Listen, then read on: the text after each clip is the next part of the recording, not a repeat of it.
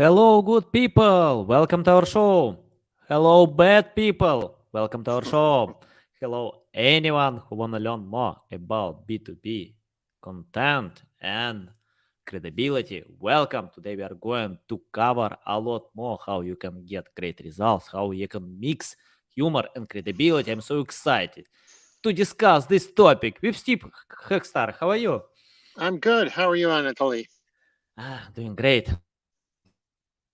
To learn more, I love this topic. I think it's important today to mix content with humor, credibility, because people bounce fast. According to data, it doesn't matter what kind of content you have. If it's boring, people bounce without any hesitation. So we need to give them a strong reason and retain them until then. Steve, before we start, just tell more about yourself, experience, background, and anything that can help our listeners to learn more about you. Sure.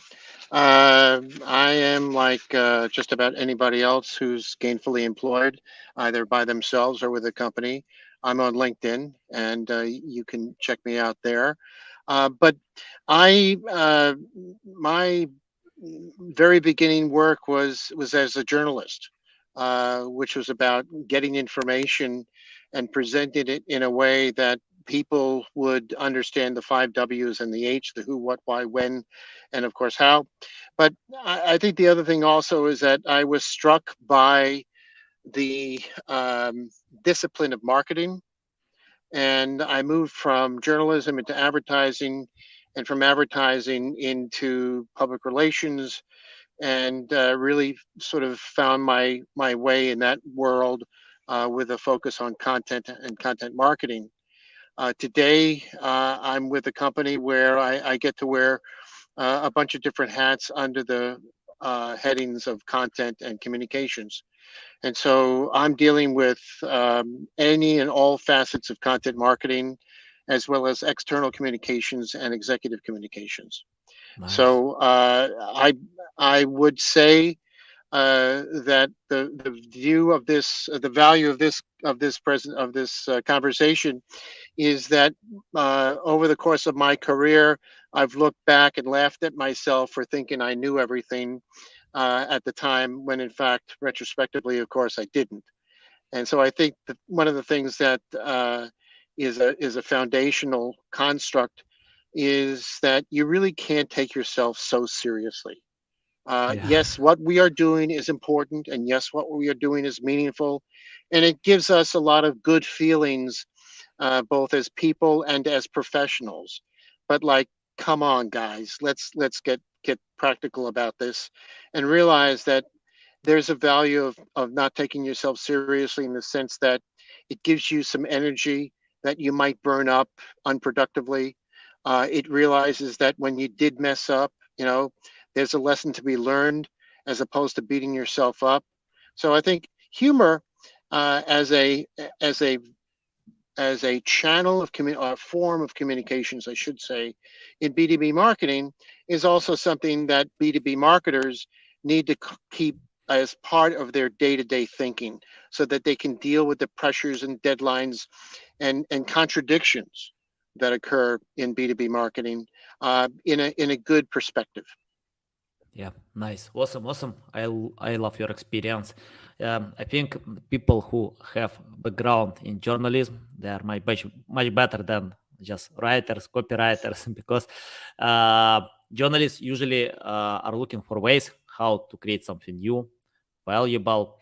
But copywriters, in most cases, I don't want to say about anyone, they usually rewrite existing content. So yeah, that is why Well, I love uh, this background.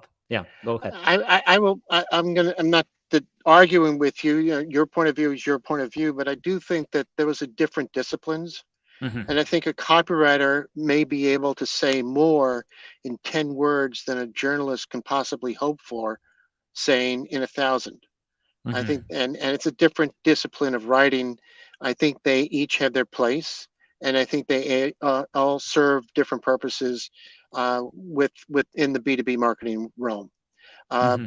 Maybe to your point, a copywriter is looking for an interesting way to say something, Somebody who's a little bit more journalistic is looking to say something that will grab somebody's attention. Uh, Ultimately, a copywriter will write a headline that captures the attention, but sometimes it's a turn of phrase, sometimes it's a way of turning the lens in an unexpected way. And so I, I can't say one's better than the other. I marvel at people's ability to write exceptional headlines, but maybe they can't write 1,200 words for a blog post. Yeah, nice, awesome. Steve, I wanna ask about humor. It's interesting in B2B. Most companies don't use humor. Yeah, they can share value, something interesting, but I think humor is another skill. It's another level because you need to develop this skill. Even people who work in entertainment, they spend time to develop this skill. And I remember I spoke with Jim Edwards. He worked in Business Insider 10 years. He started on this company from scratch. Then company was sold for $500 million. Great success.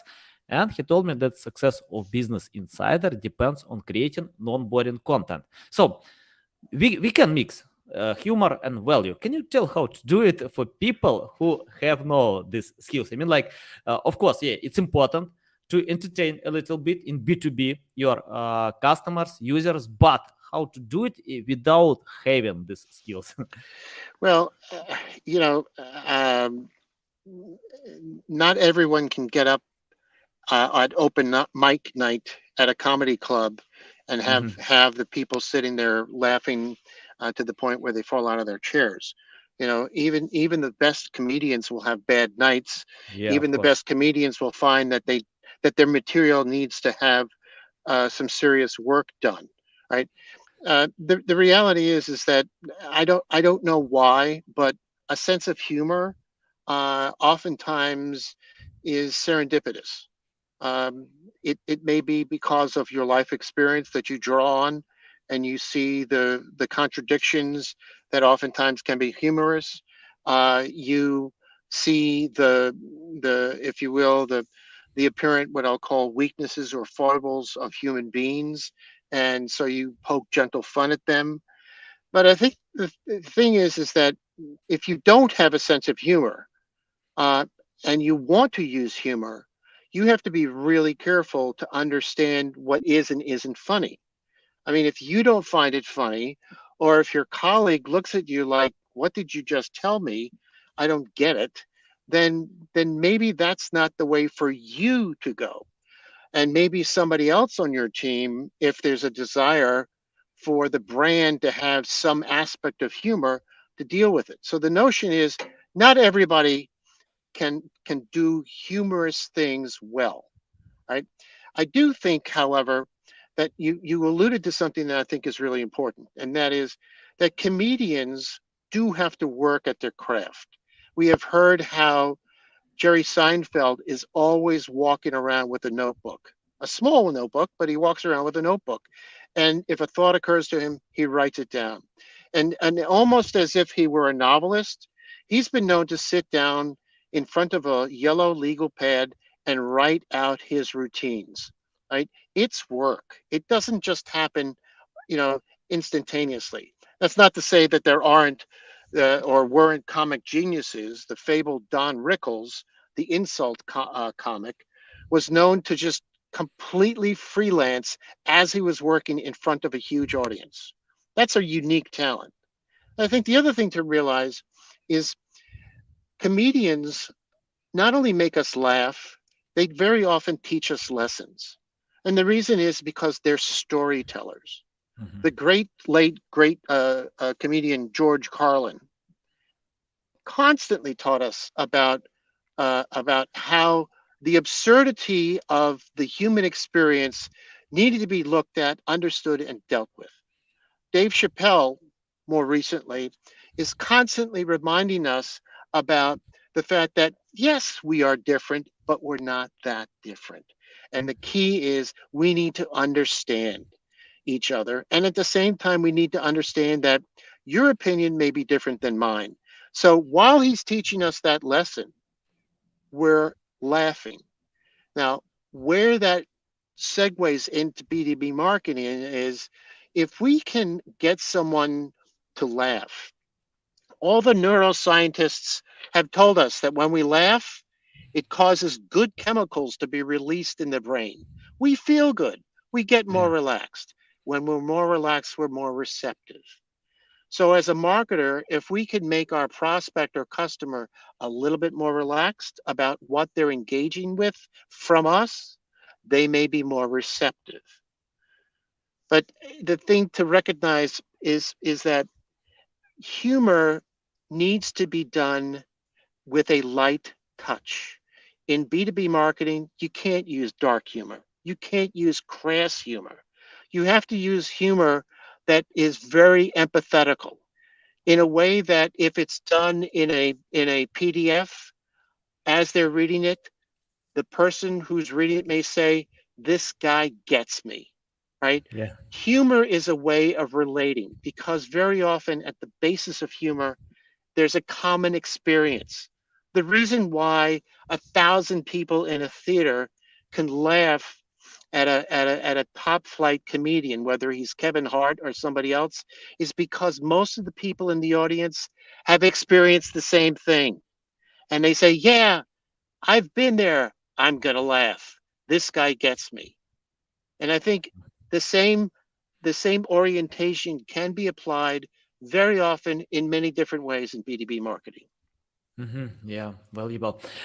Okay, let's talk about knowing your audience. For example, if people come to Kevin Hart, they wanna laugh, they wanna get engagement, spend time, but if people come to B2B content, they need value. They need to learn something, how Right. some tools can help them. So, how to find the balance between humor and sharing value because yeah, Well, go I ahead. mean, you kind of answered your own question, and that is that if you're going to come to see Kevin Hart, you're expecting, Kevin Hart type of humor. If you're coming to a piece of B2B content, you're expecting to get or do certain things. You're expecting to learn something that can help you move you from where you are in a problem or facing a challenge towards a solution, right? You want to be able to get the sense that the source of this information is credible. Well, one way to do that is for that content to communicate to the reader or the viewer or the listener in a way that's empathetical, right? I've used the term already. This guy gets me, right? The other thing is to not just be empathetical, but aware and sensitive to the challenges, as they say, the pain points that the person looking at the content is experiencing, right? These are all very business-like nature. I understand what the challenges you're facing. I understand why they're difficult. I understand what some of the problems you've been facing and trying to overcome them. Oh, by the way, here's a solution, right? Pretty standard fare. The use of humor done in a manner of delicate surgical precision can allow that all that stuff to happen, but in a way that allows the person that you're communicating with have a smile on his or her face, right? Yeah. A lot of times we hear that B2B is not creative, that B2C is creative.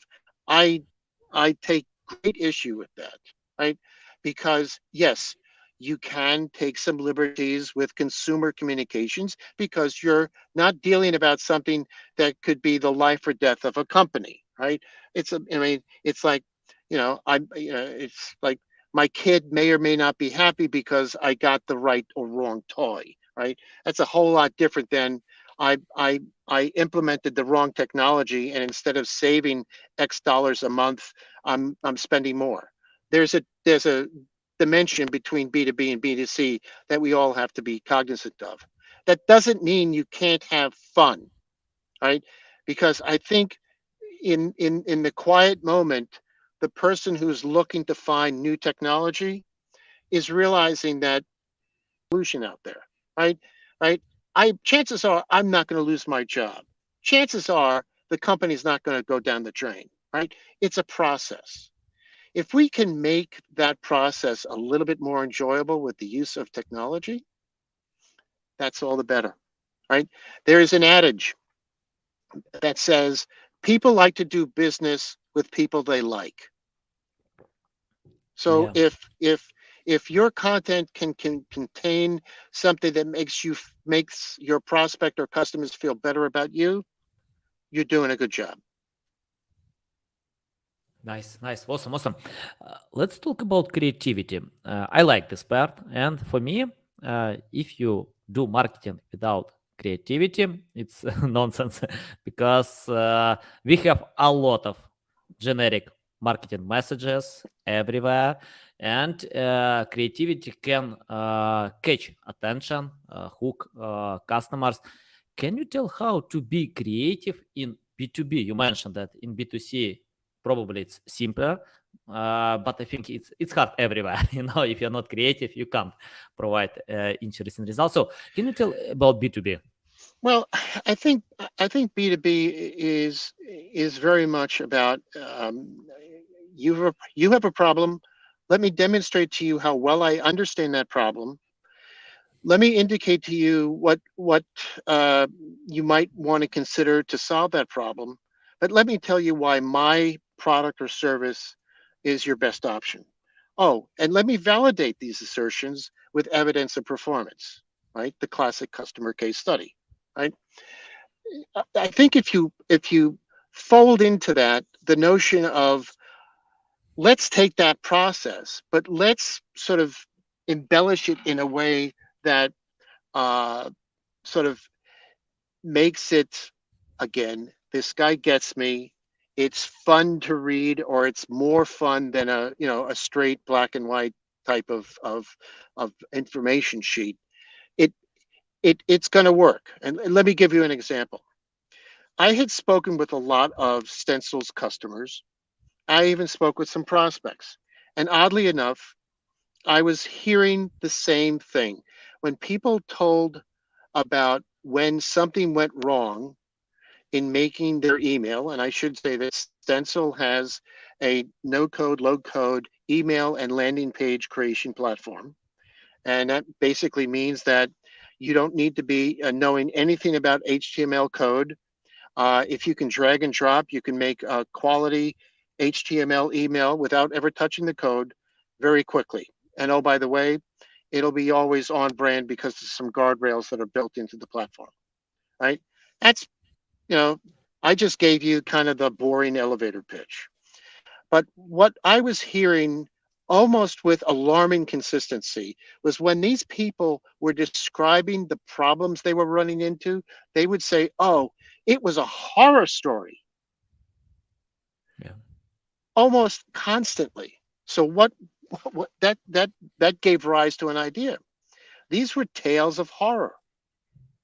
So what we did was we sort of created comic book stories about a protagonist, an antagonist, in trying to get a piece of email created and running into a problem and making it into a very melodramatic, over the top kind of situation. We literally used, Stan Lee type of art direction and design. We literally created comic books that told Nice. seven tales of horror in email creation, right? We promoted it with email. We sent those emails on Sunday, just like the traditional Sunday funnies, right? So that people could go to the website and read it or download it as they would. We built into this part of the website opportunities to ask for demos, to see other related material that spoke to the particular horror story, right? It was a very classic, multifaceted, multi-channel B2B marketing campaign.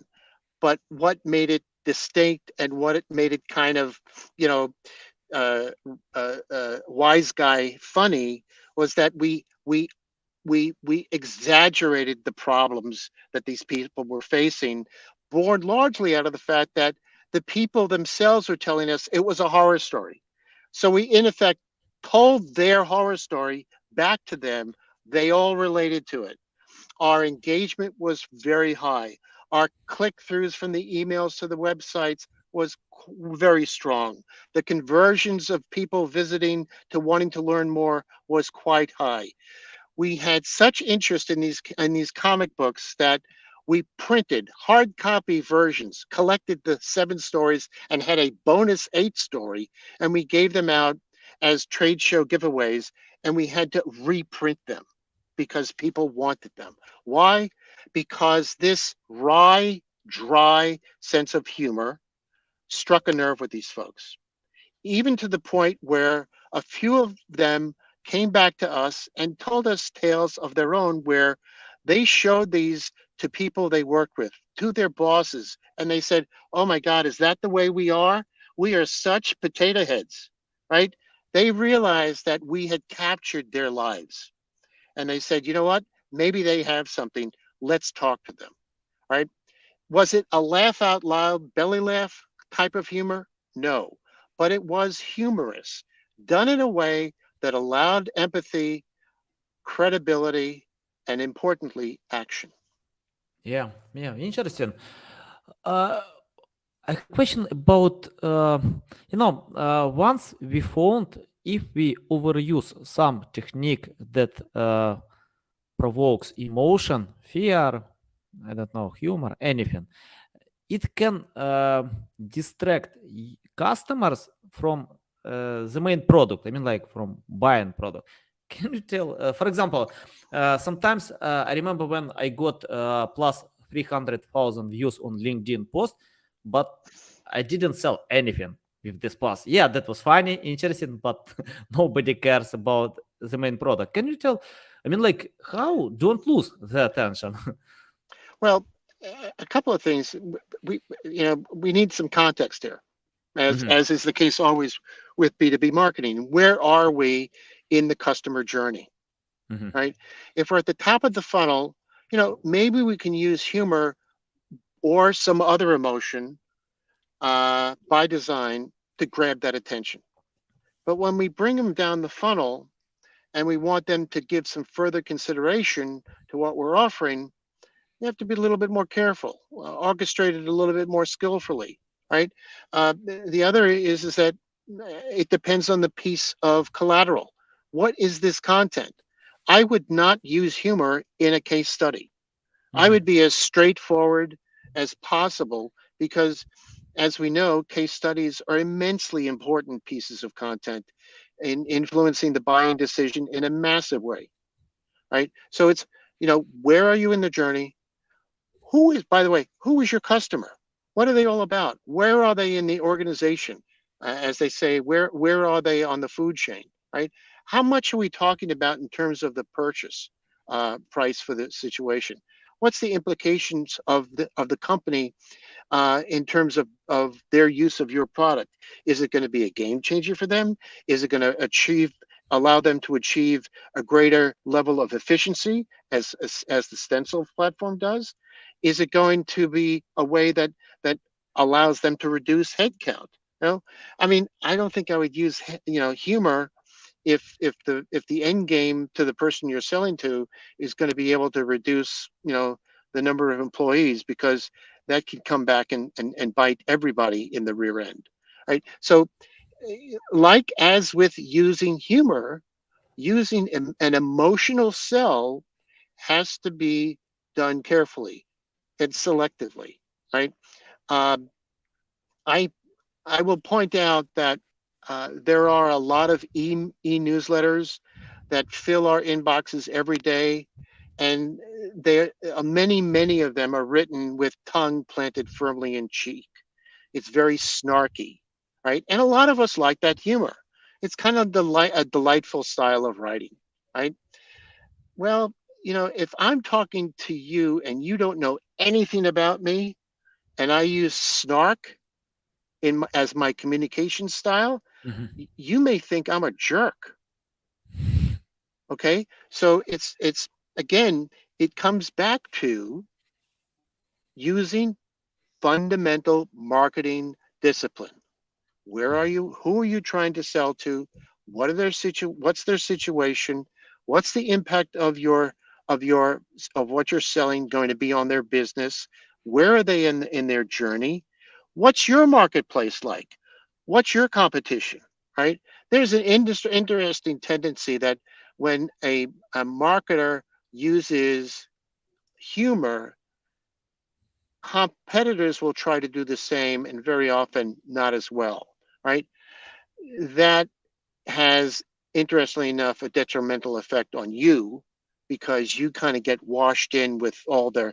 It's kind of like when the good comedian is in the middle of the set and the guys that follow him are horrible. You don't remember that that guy in the middle was good. Yeah. So you have to look and see what's going on around you as well, right? Yeah. By the way, a while ago we talked about B2B, B2C. One of the things that you certainly can do with email is A/B testing.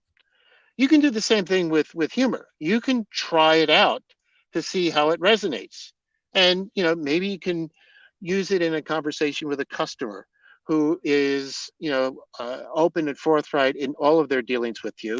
And if it's a relationship that's born out of respect and mutual interest, they'll tell you whether or not it's funny, whether or not it'll resonate with other people who are in the same jobs. So, Yeah. you can test, you can evaluate, you can refine. None of this should be surprising to any B2B marketer. Yeah, awesome. Yeah, valuable, valuable. You mentioned a lot about humor. I wanna get back to the main topic, mixing humor and credibility. Can you tell how to mix credibility to get great content or create great content? Well, well, those are a bunch of different questions in there, but I'll try to unpack it. Yeah, When as a content marketer, if I'm talking to a customer and I'm trying to get, the innermost, pardon me, thinking or emotions associated with the problem solution results, that is the typical format of a case study, I may use humor uh, in my style of questioning to break the tension. Right? Not everybody we speak to is used to being interviewed. They may feel it's more like an interrogation than a conversation. But so if you use humor in that way, you may break the tension. They may become more forthright. You may learn something that you didn't expect to hear. Right. At the same time, there's the great use of silence. If you ask a question, don't necessarily expect to get an answer right away. Human beings have this compulsion to fill the space of silence with noise. Sometimes we call that talking. Sometimes we call it noise. Um, but the other thing also is, um, I have found that's useful is that when you're developing content that may be making use of humor, whether it's dry or the verbal equivalent of a sight gag, I share it in draft form with some salespeople or with some customer success people. They're interfacing with the people we're trying to sell to, that they are selling to every day. So they can serve as a fairly good sense of whether or not what they're doing, what I'm trying to do, I'm sorry, is actually going to end as I wanted to, where people may laugh, people may feel good, that the humor works. So that's a different form of testing, but that's a way of testing the content itself. Right. The other thing is, if you're sending something out and using it by email, the messaging that you have in the content should be sort of being hinted at in the email. If your email engagement rate isn't what it should be or what you hope it to be, you need to look at that, and you need to figure out, what's not going right here. What can I do to make it better? Right? If they're opening it but not clicking through, take that same thing. If they come to the website and then bounce real quick, another thing. So we're talking a lot about creating the content. Let's not forget about measuring and assessing the content. That's very critical. Yeah, I agree. Agree because nobody knows before testing. We need to test, and if you don't test in marketing, you can create only generic content. But if you test, experiment, you can create something new and special. Steve, I wanna ask about mistakes. It's my common question. My audience loves this question because in my life I made a lot of mistakes. Some mistakes are terrible, some slight mistakes, but I don't know another way how to learn something new. I usually start from best practices, make a lot of mistakes, then I can improve the process. So, can you tell or list mistakes that content creators still do, mixing humor and credibility, and how to find another way? Okay, I think one of the things that content marketers uh, fall prey to is, particularly when they're trying to utilize humor, is they don't change their writing style. Uh, think about the delivery of a comedian. There is a predictable structure to a joke, a good joke that's well told, right? The same thing needs to be taken into consideration when you're developing content that has humor, right? You can't have lengthy compound sentences because think about it. What comedian has, a monologue? I mean, if you will, a monologue is a series of short jokes strung together and have a common theme. But I'm saying clumsily, I might add, which just goes to show you that even content marketers don't know what they're going to say. But what I'm trying to get to is keep it simple, have it be conversational, right? Write the way you would tell the joke, write the way the story should be told, Yeah. right? You know what? I I'm a big believer in proper grammar, but there's no sin in the incomplete sentence. There is a sin in the run-on sentence. So, if you will, the mistake that people make is not changing their writing style from one circumstance, from one style to the next, right? It's hard to do that, make no mistake. But if Yeah. you're going to do something, to your point, experimental and different and out of your or your company's comfort zone, don't you know? Don't just sort of put makeup on it and say that the same ugly face is now beautiful. It's the same ugly face. You need to change the face. And so change your style, change your word choice, change the pace and pattern of your writing so it works to where you're trying to grow, right? Mhm. The style you have for a technical white paper should not be the style you have for a whimsical comic book type story. Yeah, nice, nice. Yeah, love it. Agree. Uh, I wanna ask about the tool that I use every single day. Almost all content creators use AI today. I cooperate with writers who post on Forbes, Investopedia, and all of them, without exception, use ChatGPT. Some can use other tools, AI. And if I ask on ChatGPT, please write me 10 jokes, I can get 10 jokes. I'm not sure about the quality, about if it's creative. Can you tell how to use AI to create this Well, content? I use it. I don't use it to create content per se. Mhm, I use it to having a idea as an idea starter. I mhm. use it to do some amount of research. A lot of what it brings back, it does not have a reference. So how do I know it's accurate? How do I even know it's real? Yeah. Right. I also find that to your point about the jokes, a case in point, in my world with email, uh, we have an AI powered toolkit that's free to use from our stencil.com website. It's you can have it create pre-header text, subject lines. It can sort of develop content for the email based on a different bunch of styles. You know, the reality is that uh, sometimes I find it does not make that much of a difference. Um, so I think what I have done sometimes is if I have a blog post that's on not that earth shaking a subject, I'll put the query into ChatGPT, and essentially what comes back to me, which is text with sentences and paragraphs, I'll use it as an outline, and I'll add to it, and I'll change it around, and things of that sort. Um, I would say that most of those generative AI tools that are out there are probably C plus writers, right? And to your earlier point, a lot of them don't have much of a sense of humor. Um, uh, I've tried to do that sometimes, and I find they really miss the mark. Yeah. I will tell you though that if you prompt your AI tool to write in the active voice, by golly, they will write in the active voice. Mhm. Yeah, love it, love it. Steve, I wanna ask about your experience. What I found that we usually get high results with clients who understand what we do.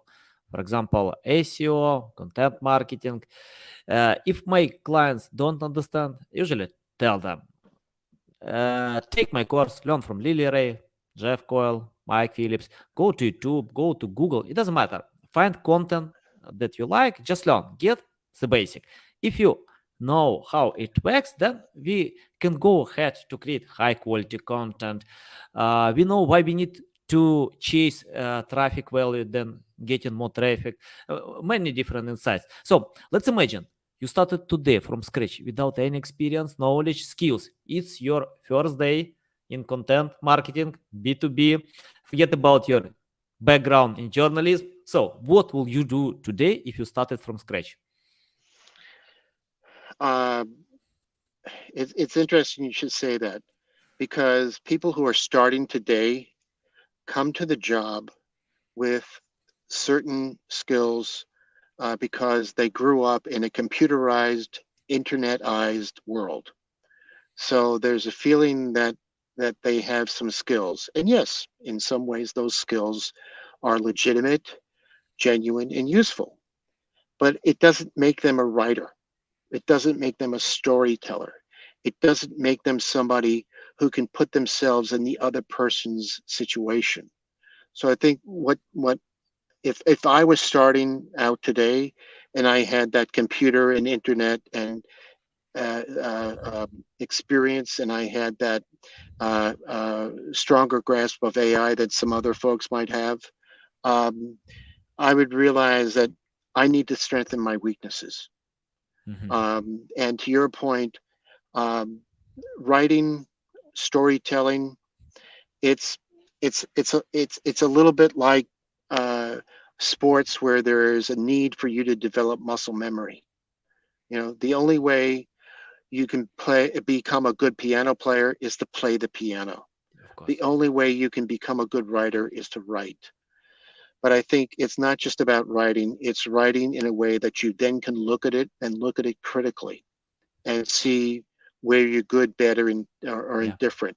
The other thing is, if you're going to be a content marketer for a company that makes uh, uh, uh, glass jars, you should learn as much as you need to, in effect, become as close to a subject matter expert as you possibly can, because there's to come back to journalism, it used to be the hardest section of the newspaper or the magazine or the TV show that you would have to work for was the sports section, because anybody who read the sports pages knew as much or more as you did, because fans, which is short for fanatics, really know their game. If it's football, and I say that with the one that's played with your foot, or if it's hockey, or if it's baseball, right? Fans really know the game. And if you're writing something and you're not substantive and clear and critical, they're going to turn you off. And that orientation needs to be applied in a content marketing. If you're writing content for that glass jar company, and you're talking to somebody who's been dealing with glass jars maybe as old as you, as long as you've been alive, and it's empty, you've got a problem. Parenthetically, if your team allowed that to get out into the world, shame on them. Because the other thing that a person who needs to become a content marketer is not only understand data, not only understand the customer, not only understand the topic or the concept and become a writer, they need to be able to allow their stuff to be edited, right? Pride of authorship does a content marketer no good. I It is a challenge to find a good editor, I might add. Yeah, I couldn't agree more. I think, yeah, practice makes miracles. So it's like uh, Cristiano Ronaldo. He doesn't read a lot of books how to play soccer. He hits the ball 1,000 times a day. So yeah, if you wanna become great at anything, even book Yeah, offers, write thousand I, words a day. I don't know if it was Malcolm Gladwell or not. Maybe it was him, but there was this notion that you had to work at something for at least 10,000 hours before Mhm. you achieved any degree of expertise. Now, Nice. I don't know if that's been something that has been validated, but I think the message is clear. Uh, if you start out today, whether it's content marketing or playing, playing football for an Arabian soccer team, uh, you've got to realize you've got to put the time in, right? I think the other thing that I want to underscore here is if you're starting out today, be willing to say I don't know. I think the Mhm. big challenge for a lot of people, especially when they're starting out, is this compulsion to constantly be proving your worth, right? Your worth will improve if you learn to do more things, if you're able to do more things faster and with a higher level of quality. And one of the ways to be able to do that is to understand that which you don't understand. So don't be afraid to say, I don't know. At the same time, if someone is giving you constructive criticism, take it. And even, by the way, if that criticism is not presented in the nicest way, don't react to it emotionally. Absorb it intellectually. Parse through it after the fact. There's a lesson. It may not have been given to you in the best way, but more likely than not, there's a lesson. So the Nice. concept also is look for the positives, right?